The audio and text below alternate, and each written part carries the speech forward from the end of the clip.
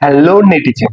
Hello, চেষ্টা কি আমরা যারা ইন্ডিয়ান পণ্য বয়কট করছিলাম তারা কি আসলে জানি যদি ইন্ডিয়ান পণ্য বয়কট করা হয় তাহলে আরো একদল হয়তো বা শাহবাগে গিয়ে আন্দোলন করবে। কি আর সেই দলে কারা থাকবে জানেন? সেই দলটা হলো আমাদের মা, খালা, চাচা, চাচি, মাসি, এদের দল আর কি। নিঃসন্দেহে তুই ঠিক কথা বলেছিস। কারণ এদের জীবনের একটা অবিচ্ছেদ্য অংশ হলো ইন্ডিয়ান সিরিয়াল।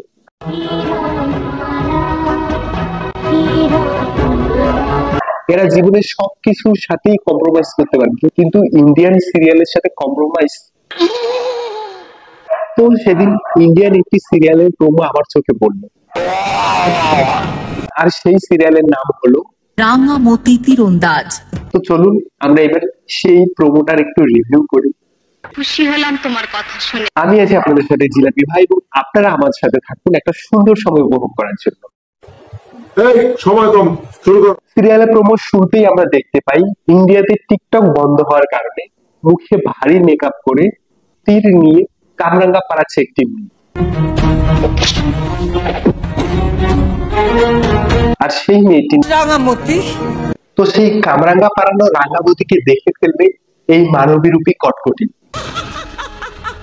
যে কিনা এই সিরিয়ালে বড়লোক বাড়ির বউ আর্চে কোচ হিসেবে সে এই রাঙাবতীকে দিয়ে অলিম্পিয়াড জিততে চাইবে। তুই পারবি দেশকে আর্চারিতে গোল্ড মেডেল এনে দিতে।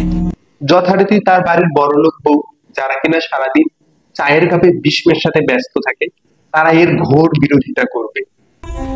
মরিজা সোনা জিতবে এইবার, অন্তত পরিত্যাগ নিয়ে আদিক্ষেতা করাটা একটু বন্ধ করো কেমন? আর এই অদ্ভুত রকম আদিবাসী ভাষা বলা রাঙাবতী তাদের বিরুদ্ধে প্রতিবাদ জানাবে। গরিব মানুষকে ছোট করিস রে বৌদিমণি। তো সে সময় সেখানে এসে উপস্থিত হয় এই কটকটির ছোট ছেলে। তার মা এবার অনেকটা প্রতিজ্ঞাবদ্ধ এই রাঙাবতীকে দিয়ে সোনা জেতাবে। এরপর সিরিয়ালের নাম দেখানো হয় রাঙামতি তীরন্দাজ। আমাদের অপেক্ষা করতে বলা হয়, কারণ তারা আসতেছে আমাদের মাথা বিগড়ে দেওয়ার জন্য। তোমার কথা শুনে মনে হইতেছে তুমি বিরাট জ্ঞানী মানুষ হয়ে গেছো। তো আমি বলি কি, অপেক্ষা করার কোনো দরকার নেই। এই সিরিয়ালে এরপর কি কি হবে আমি বলে দিচ্ছি। তোমার এই ফালতু কথা শোনার টাইম আমার নাই। প্রথমে তারা এই মেয়েটাকে দিয়ে আর্চের প্রতিযোগিতায় জেতাতে চাইবে। সেখানে বাড়ির বউরা হয়তোবা অলিম্পিয়াডের আসরে গিয়েও সেই মেয়ের শরবতে বা পানিতে গিয়ে ঘুমের ওষুধ টষুধ কিছু একটা মিশিয়ে দেবে। তরে কইছে তুই বেশি জানোস।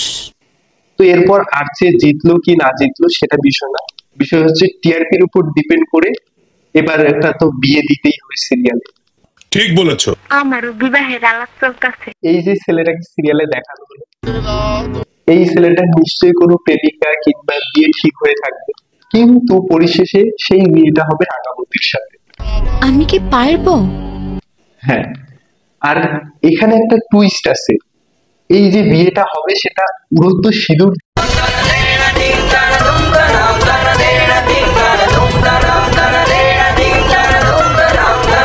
থেকে উড়ন্ত মালা থেকে হবে।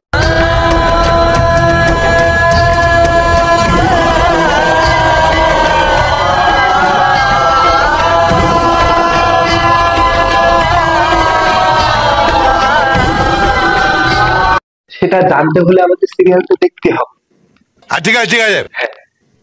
যথারীতি যখন বিয়ে হয়ে যাবে তখন এই রাঙ্গাবতী তার স্বামীকে কিছুদিন স্যার, বড় মালিক, ছোট বাবু, কুমড়ো বাবু, পটল বাবু ইচ্ছে মতো কিছু একটা নামে ডাকবে। তুমি সব কি বলছো? এরপর চলে আসবে তার প্রাক্তন।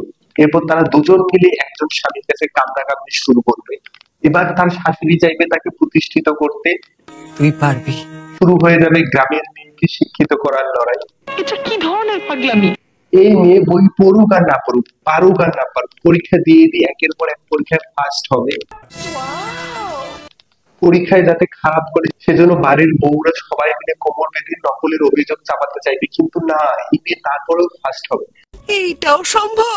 তার কিছুদিন পর দেখা গেল আরো নতুন কোনো মেয়ে আসতেছে ওই একই ছেলেকে বিয়ে করার জন্য।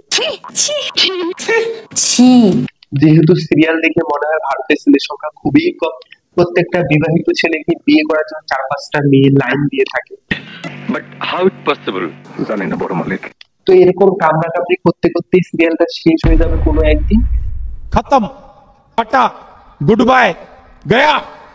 কে কার খাবারে বিষ মেশালো, কে কার বরকে চুরি করলো, এগুলো নিয়ে গল্প করবে দিনরাত আমাদের মাতাকিরা, নিজের মস্তিষ্ককে আস্তে আস্তে গোবরে রূপান্তরিত করবে। বলো কি, তুমি সত্যি বলছো? হ্যাঁ। এভাবেই চলতে থাকবে, সিরিয়াল শেষ হবে, কিন্তু এই একই ধারার গল্পের কোনোদিন শেষ হবে না। নিঃসন্দেহে তুই ঠিক কথা বলেছিস। সিরিয়াল নিয়ে এরকম আরো অনেক অনেক রোস্ট ভিডিও আছে, যদি আপনারা আমাকে সহ্য করতে পারেন তাহলে অবশ্যই আমার সাথে থাকুন। ধন্যবাদ, দেখা হচ্ছে পরের কোনো ভিডিওতে।